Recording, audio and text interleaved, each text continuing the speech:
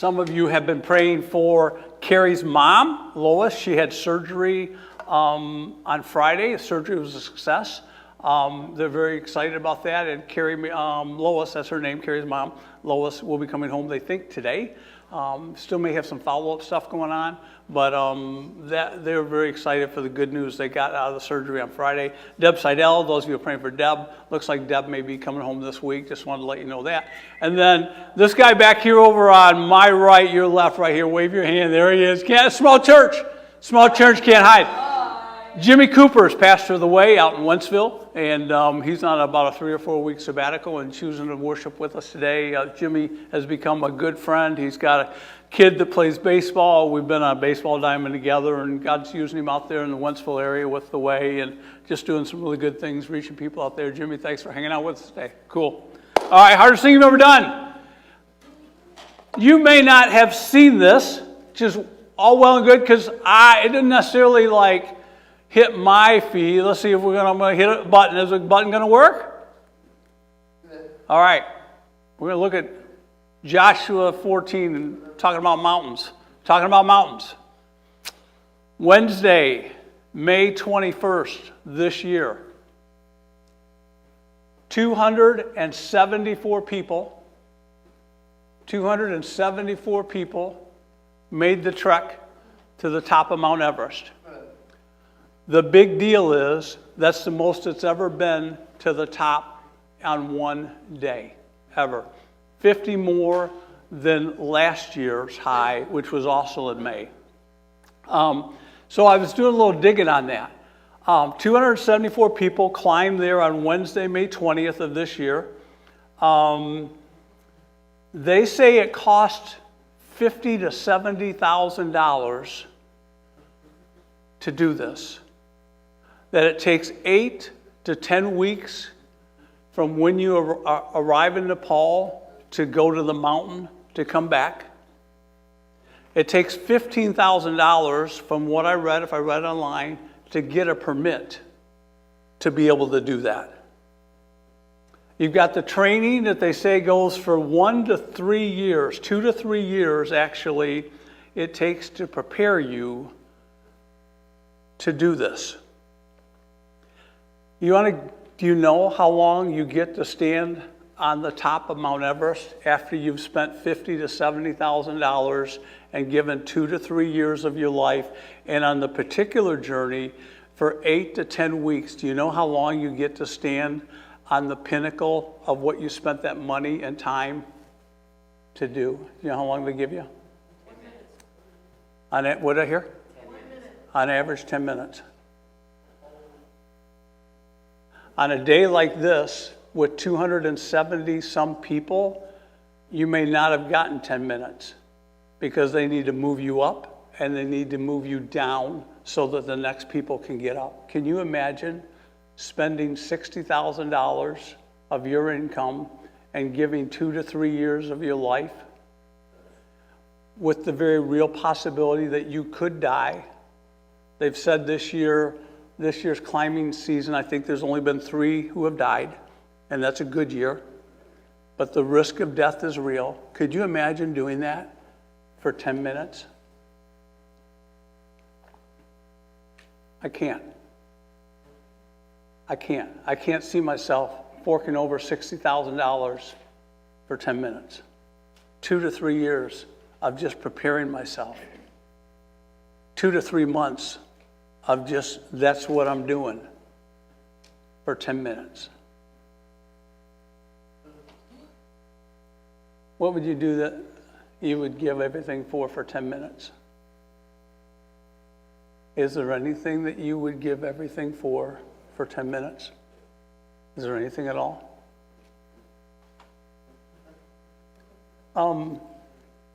I think there are mountains that come in our lives that we want to see ourselves get past. We want to see ourselves take the mountain, if you will. And it feels daunting. It feels like there's just no way. It feels like, for me, looking at this going, there's just no way I'd even try. I wouldn't spend the money. I wouldn't spend the time. But you know what? There are some things that I think I would want to give my life for. There are some things that I would sacrifice and give my money for. What about you? What would those things be? About 18 years ago, this group of people said we want to plant a church here in Garden Prairie. There were about 15 families at the time. The one thing that we really, we all lived in O'Fallon, and some of us had kids, some of us didn't, and our ages of our kids were all different. But you know, the thing we wanted to see happen was we wanted to see God have a new church out here in this part of O'Fallon, Garden Prairie. And so we prayed for about 8 or 9 months. We gave.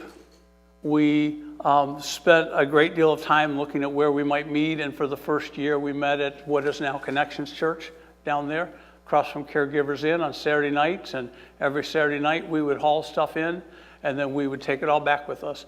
I remember for a year plus we had a drum set similar to this that stayed in my garage, and I would haul it up, and we'd fold it up, and we'd put it in the back of my van, and then we would just unfold it, and then we'd play, and then we'd go back.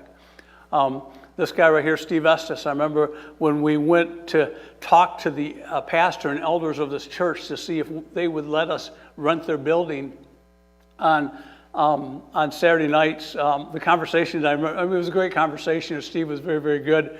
And, we went in there, and they got these giant floor speakers. Bigger speakers I've ever seen, right? And we're about 3/4 of the way through, and what I remember about that meeting is all I remember is Steve said, "Would you mind if we used instruments?" Now, I didn't nudge him. I didn't do anything at the time, but I remember just sort of like, what kind of question is that?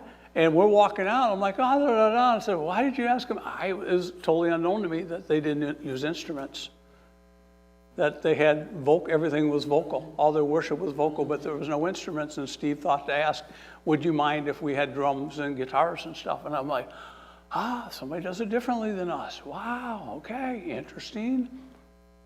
And so we launched.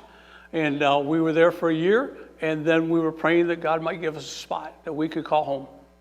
And this building opened up in January, and it took us about 8 weeks of securing a commercial note and doing some painting and stuff, and then opening there in that March, just 2 weeks prior to Easter, because we wanted a home to worship on Easter.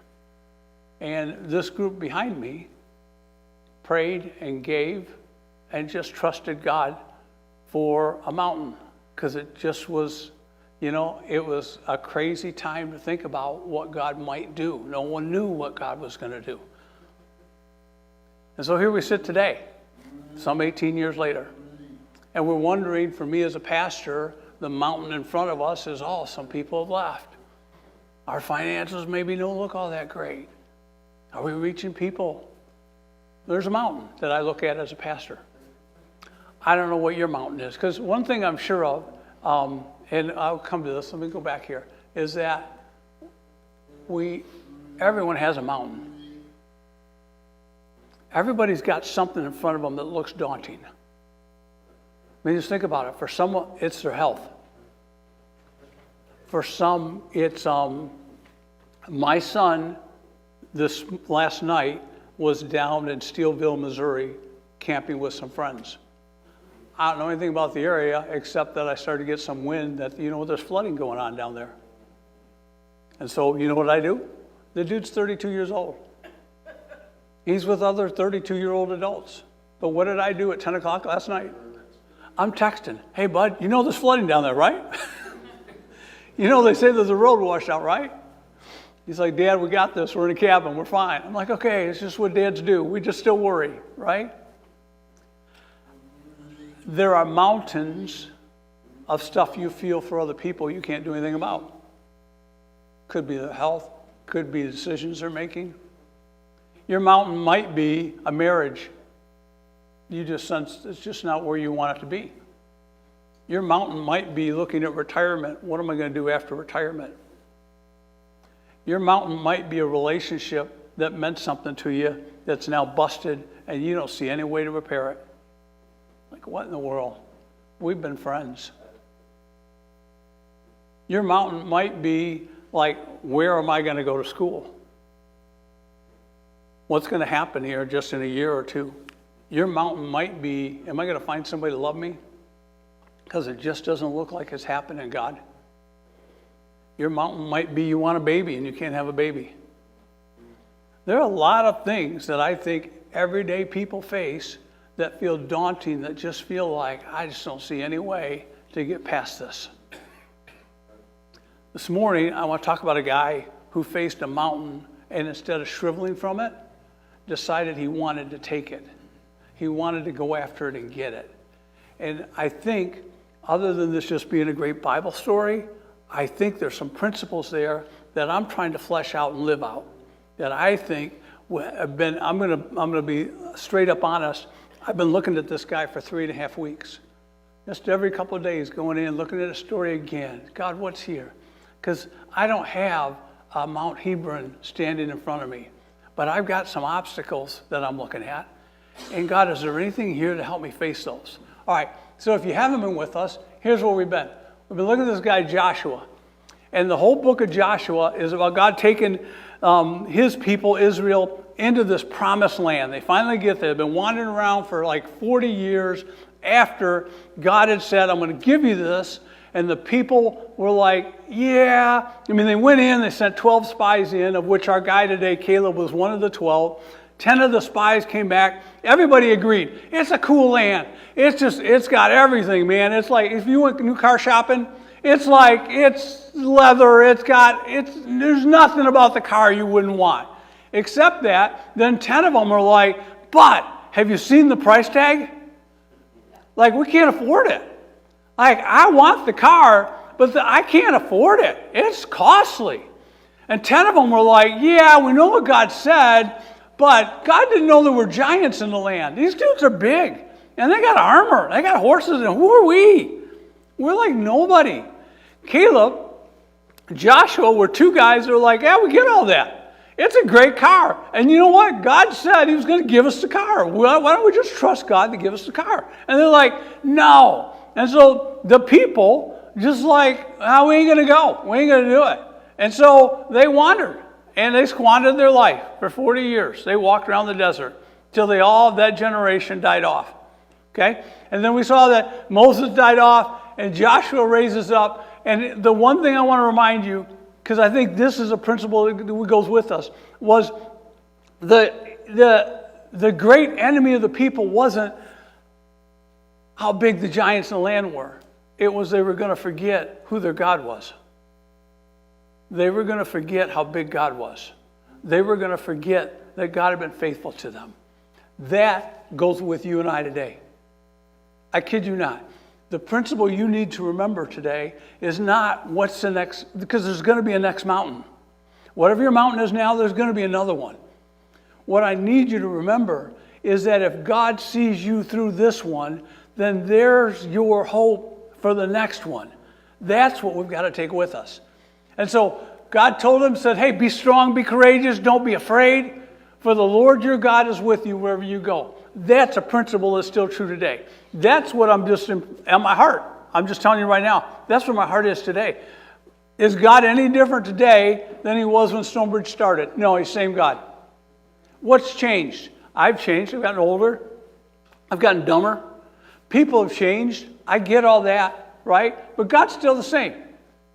God still has something for me. God still has something for you, okay? And so they're in the land, and as we saw before I went on vacation, they come over and they're taking Jericho, right? And when I left you, they were right there on the verge. They were getting their feet wet, and the waters parted. And they walked across on dry land, and nobody would have given them a chance to do that. We needed a down payment on this building. Fun, to me, just a hilarious story. We went to Grace Community Chapel, where we were all coming out of. We asked them if they would give us some money for a down payment. We asked for $50,000. It wasn't a big deal at the time because they had just received $200,000 from the city of St. Peter's. If you're familiar with Grace Community Chapel on Mexico Road, they've got a nice building there. They've got a parking lot, and now there's a side street, and then there's this, I think the Darden Greenway is all there. But at the time, Grace Chapel owned all of that. And the city wanted to buy the thoroughway. They wanted to build back there, but they needed to bring a road out to Mexico. They were willing to pay us. And so we negotiated, and where we landed was, I believe, they were going to give us $200,000. So we had money. The church had money. We said, would you give us $50,000? They said no. Took a congregational vote, no. We went back a few months later, and somebody said, well, let's go $100,000. We got $200 in the bank, and the church voted it down. The third vote was actually for $150,000. Now, you would think we would get the message. We keep going up instead of going backwards. And at $150,000, the Spirit of God, something changed there, and the congregation said, yeah, sure, we'll write you a check for a down payment. That's how we got in this building. If you think about it, that was one of our first parting of the waters, because we didn't have any money to get in this building. And the mother church had it. They just didn't want to let it go. And then there came a point when we wanted 50, and they ended up giving us 150 about 9 months after 3 votes. We've all got Jericho rivers, things that don't look passable, things that just look like, wow. And God just says, are you going to get your feet wet? Are you going to step forward? And so we saw that they stepped forward, and now they got to the spot in Joshua chapter 14. Have you got a Bible? Let me show you. Let me just read the passage here real quick. Joshua 14. I'm going to start reading in verse 6. Now the men of Judah approached Joshua at Gilgal, and Caleb, son of Jephunneh the Kenizzite, said to him, you know what the Lord said to Moses, the man of God, at Kadesh Barnea about you and me. Joshua and Caleb are having a conversation. That's what we got going on here. Caleb is speaking to his friend Joshua. I was 40 years old when Moses, the servant of the Lord, sent me from Kadesh Barnea to explore the land. He was 40 when he was part of the spy mission that went out. I brought back to him a report according to my convictions, but my brothers who went up with me made the hearts of the people melt with fear. You can read the story in Numbers 13 and 14, but that's what I just told you about. 10 people said we can't do it. Joshua and Caleb said we can. I, however, have followed the Lord my God wholeheartedly. So on that day Moses swore to me, the land on which your feet have walked will be your inheritance, and that of your children forever, because you have followed the Lord, because I have followed the Lord my God wholeheartedly.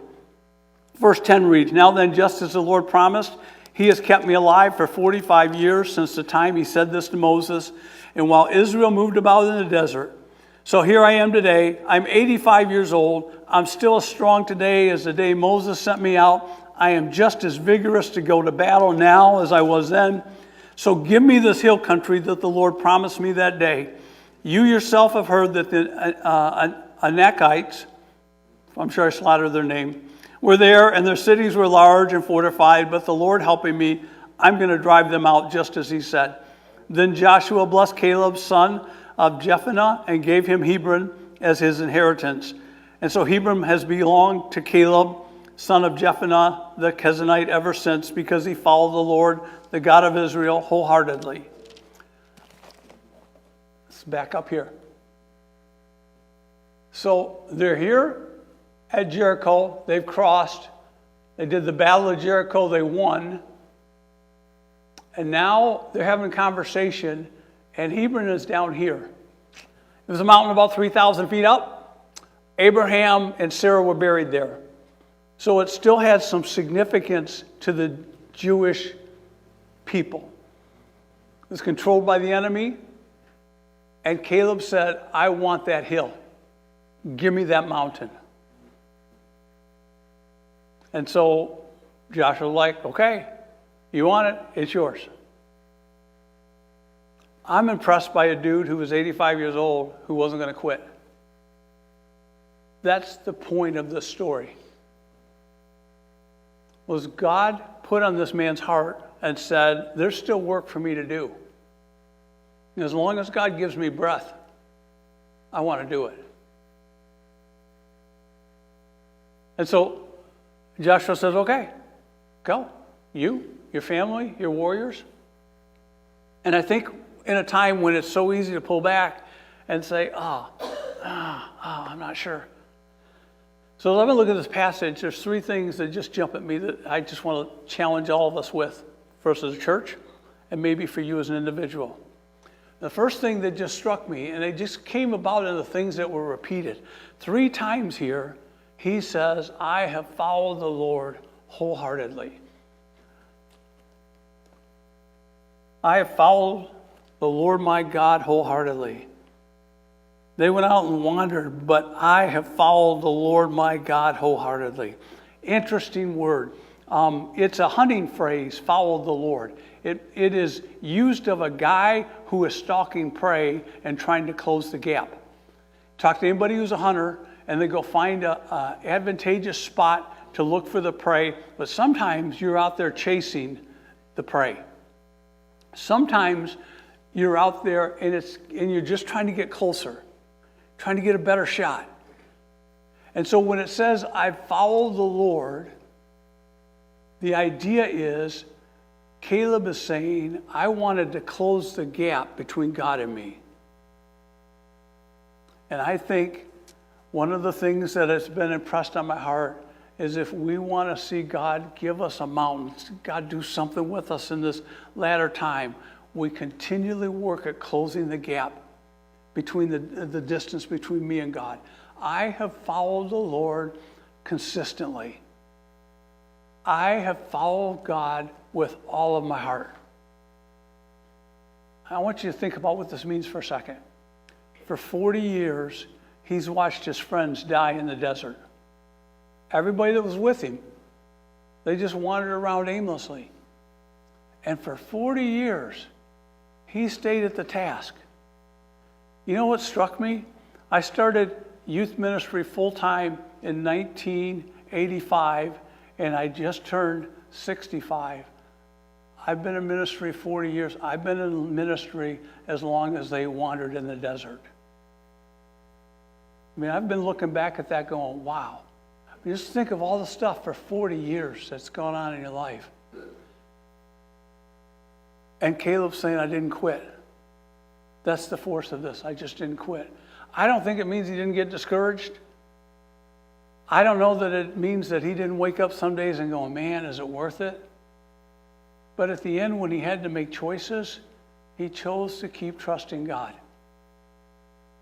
When you and I are facing things that just stymie us, get in our way, is it worth it?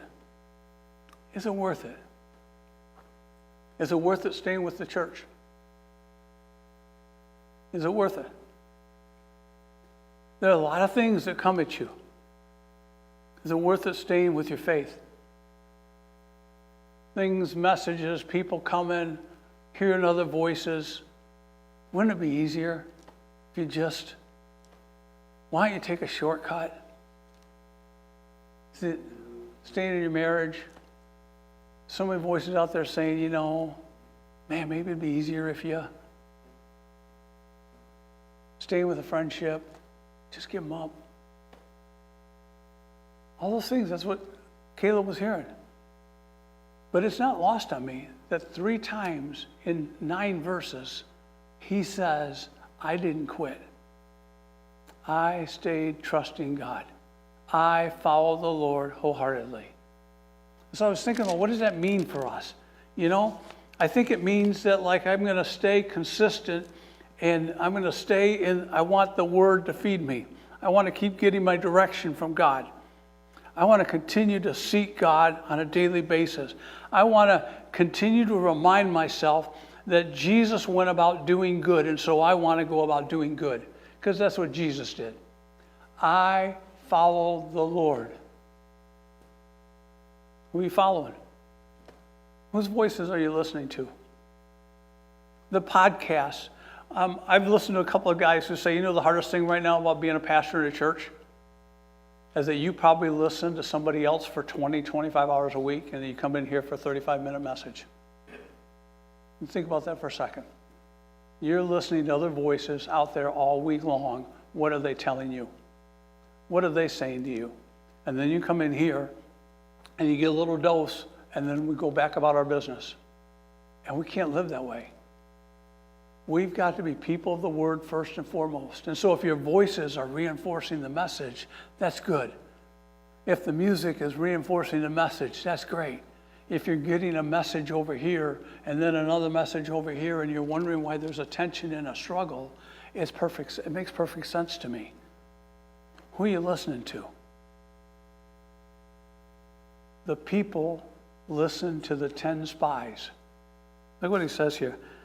I was 40 years old when Moses, the servant of the Lord, sent me, and I brought back a report according to my convictions.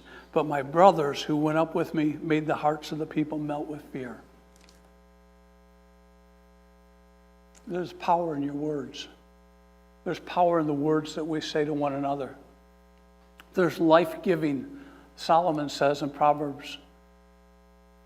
We have the power of life and death in the tongue. How we build each other up, the things we say that encourage each other, or the gossip and the innuendo and sometimes the backbiting that happens in churches and in your place of business and in your families that tear things back. Caleb said, I follow the Lord according to my convictions, and I didn't quit. And I'm just asking you this morning, what are you following? You have a conviction about it? Is it like in your spirit, like, yeah, this is right. This is good.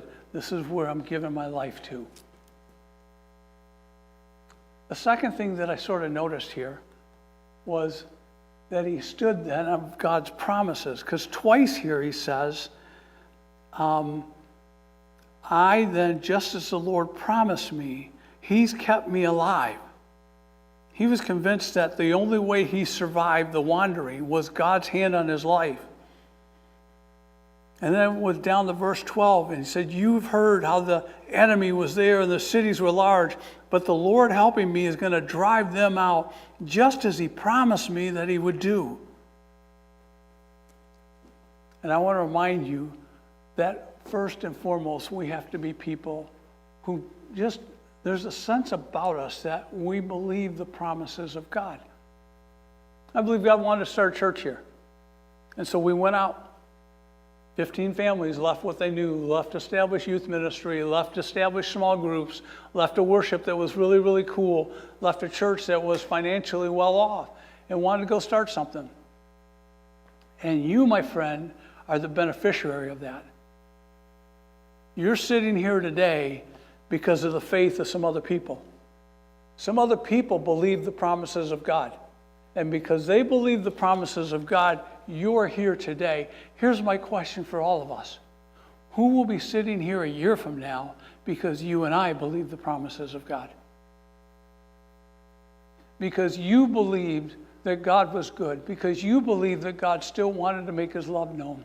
Who will sit here 1 year from today because of your faith? The people that are in that picture, most of you don't know who they are. But they believe God. And because they believed God, they worked, and they gave, and they were generous, and they led groups, and they loved on people. I want to know, because if we believe the promises of God, who is going to benefit from your faith that will never meet you? But you've continued to be gracious and you've continued to be generous. And as you have done that, God blesses. Some of you have heard that right before we went out of town, Stonebridge, I don't know if we said the amount aloud. We received a $15,000 gift. There was a Christian businessman up in Detroit. He called me the week going into Father's Day. He said our business is decided, we always give every year. We give back on the proceeds of what God's given us. And we met and we want to make a check available to Stonebridge for $15,000. And I thought, man, I mean, Patty would tell you, we were in the car coming, doing something. It was coming to the VBS meeting. We were on our way to the VBS meeting when he called. And I teared up, which is a shocker for some of you, I know. Because it was like a shot in the arm. And then you know what I thought? What I processed? I think that $15,000 gift is about what 3 times the leadership has given in the last 30 days. Here's what I don't know. I don't know. I don't know. I do wonder, as you and I have been faithful in our giving, if God didn't just say, and here. See, I can't show you that. Wouldn't it make a difference if I could show you that? If I could prove to you, because you were faithful in your giving, God did this way over and above what you could expect or ask according to his power, Ephesians 3 kind of stuff. I don't know. I just know a guy called me from Detroit and said, we want to make a gift available to your church. And so for all the stuff that we've weathered for 10 months, friends, for the last 10 months, we're operating in the black by the grace of God because we've been faithful together in being generous. We've got 2 Bible studies that are happening, and we're seeing people come to the Bible studies and be encouraged by the grace of God.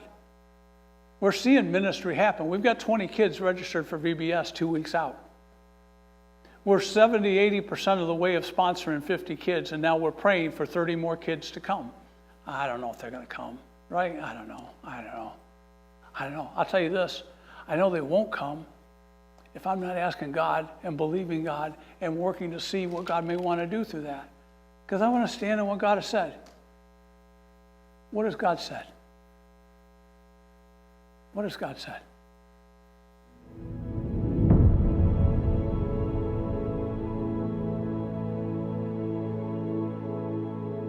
Today, no matter where you are or what you've done, God has a promise for your life. A promise to prosper you. A promise to give you a hope and a future. And a life filled with abundant hope and joy everlasting. See, the promises of God are available to all of us, each and every day of our lives. God promises to be with us no matter what. To never leave us or forsake us. To walk with us. And that his word would be a light onto our path. In times of destruction and despair, he promises to walk with us. He promises to carry us. His word says that when we are weak, he is strong. Promising to help us shoulder the burdens that come with life each day. And Jesus promises us that no eye has seen, no ear has heard, what God has prepared for those that love him. But above all, Jesus promises life. eternal life. For those who believe in him, who call upon his name, who know his heart, and hear that still small voice. Jesus came and lived and died and rose again to give us this greatest promise. So today, may you stand on the truth of his promises. For they are true yesterday, today, and forever.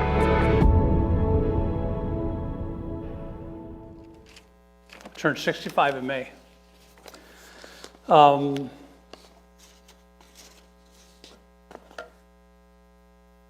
And here's what I've wondered. Dude's 85 years old.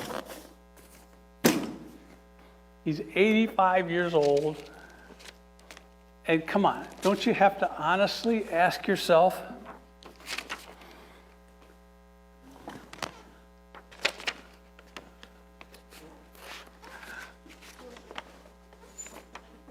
why not do this?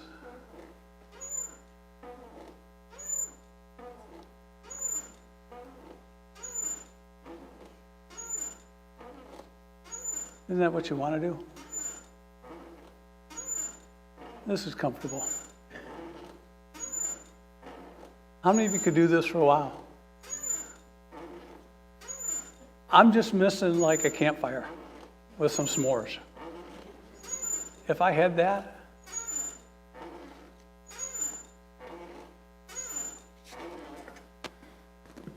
but doggone it, if what this guy doesn't do is he says, I'm not quitting. I'm not going to sit in a rocking chair. Give me this mountain, he says. I want the 3,000-foot elevated mountain. God has promised me that mountain, and by God's help, I'm going to go get it. Just bless me and get out of my way.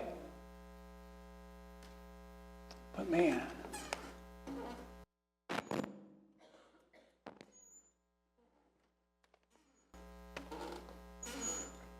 he was old. His hair was white. Why didn't he just say, let somebody else do it? I did my battles. I fought my fight. It's time for someone else. It's time for someone else to work in the nursery. It's time for someone else to do youth ministry. It's time for someone else to lead a group. It's time for someone else to be involved. I did my time. I'm older now. I just want to kick back. I don't know enough. I'm not that spiritual. God can't use me. Wouldn't it be so much easier just to sit and rock? Because I feel it. God is my witness. I feel it. Just retire. Not someone new come in. Right? That's what we do. You work so hard to get to 65 so you can just chill. And what if God's got something more for you? What if he has a mountain for you to take? What if he's saying it's too early to quit? So I said in your notes that he stepped forward with courage as the third thing. That he didn't let the negative voices tell him that he couldn't do it. That he didn't say, I'm too tired. He didn't say, there are giants still in the land. There's still an enemy there. I don't know if I want to fight them. He didn't say any of that. He said, give me this mountain. God willing, I'm going to take it. God help me. I'm going to get it. But he had to fight. I thought this was interesting. You know what I want God to do? Seriously, I bet you do too. When you face a mountain, you know what you want God to do? You want him to knock the mountain down. You just do. You just want him to remove it.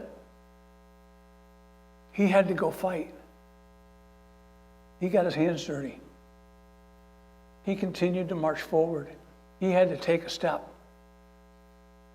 And if I could just remind you and I that I think God is still working the same way. He still builds this church one person at a time. You sharing your story with someone.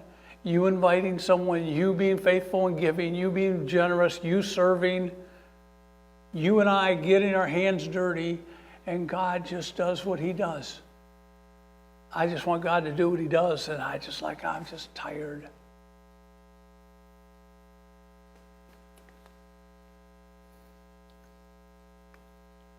God just does crazy stuff. I don't know. I just don't think he's done. Unless I'm done. You know the thing about Mount Everest that I noted? I thought this was interesting. No one ever gets there alone. You can't climb Mount Everest by yourself. You'll never make it. You'll die. That's why you hire the Sherpas. They've been there. You'll never take a mountain by yourself. This church will never grow by me.